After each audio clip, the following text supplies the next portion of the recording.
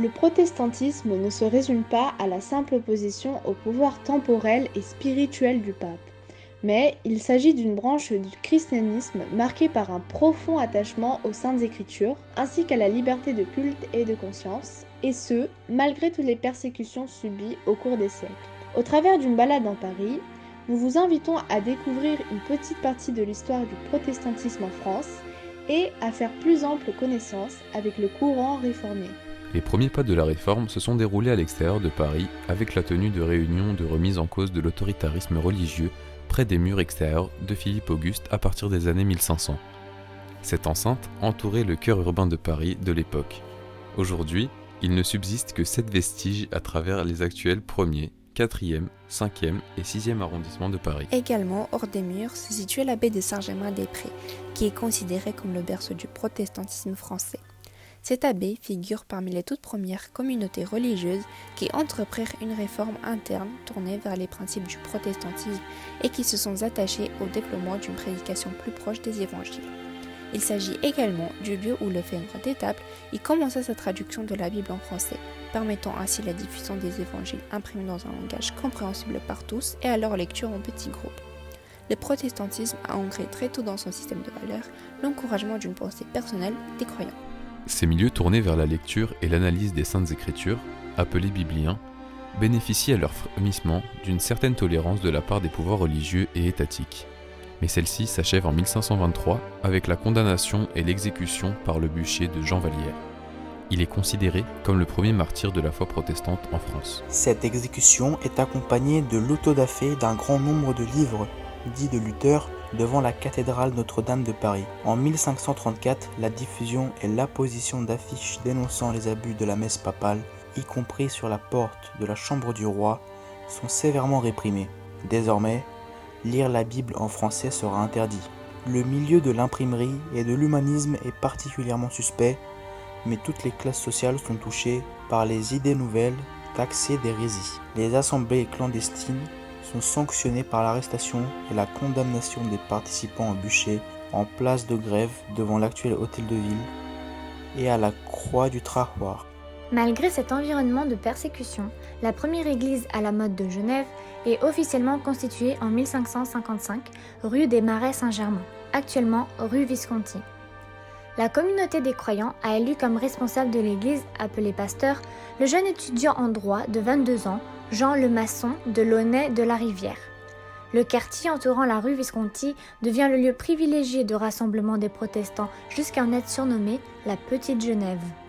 En 1559, le premier synode constitutif de l'Église réformée de France se réunit clandestinement dans une auberge au numéro 4 de l'ancienne rue des Marais Saint-Germain. Les communautés protestantes attirent de plus en plus de personnes.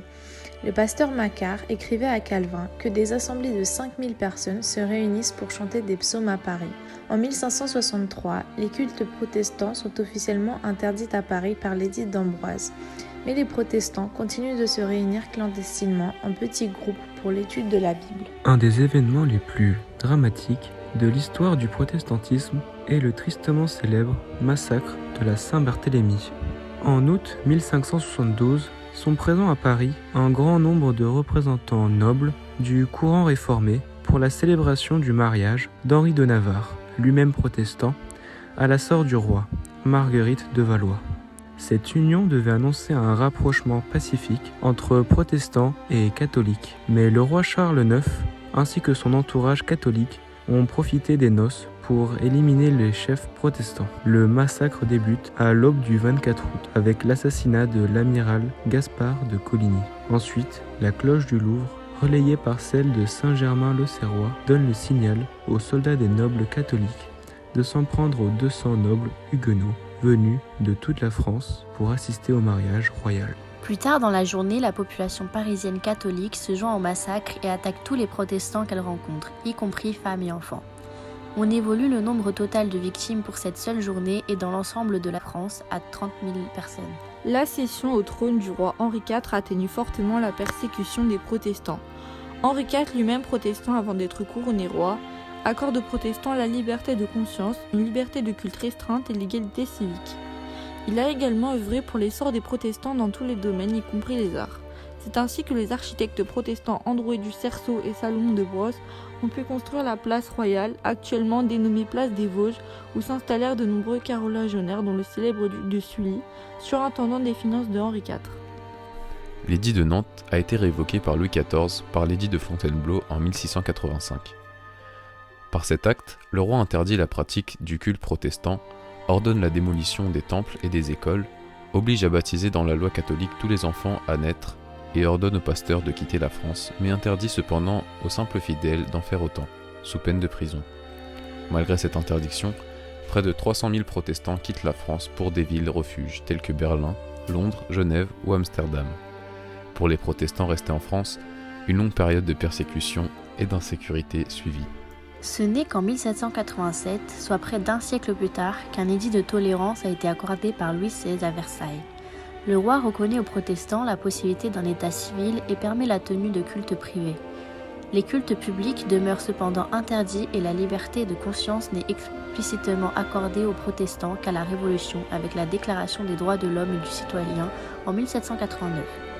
Malgré son histoire mouvementée, le culte protestant a continué à se développer, à promouvoir la lecture et l'analyse personnelle de la Bible au détriment de tout confort personnel et sécurité. Si aujourd'hui la Bible est accessible à tout le monde et en français, c'est à ces générations courageuses et engagées que nous le devons. Le meilleur moyen de leur témoigner notre reconnaissance est de profiter pleinement de cette liberté si chèrement payée. Il nous revient ainsi d'accorder du temps à la lecture approfondie de la Bible et d'entretenir par tout moyen la liberté de culte et de conscience autour de nous.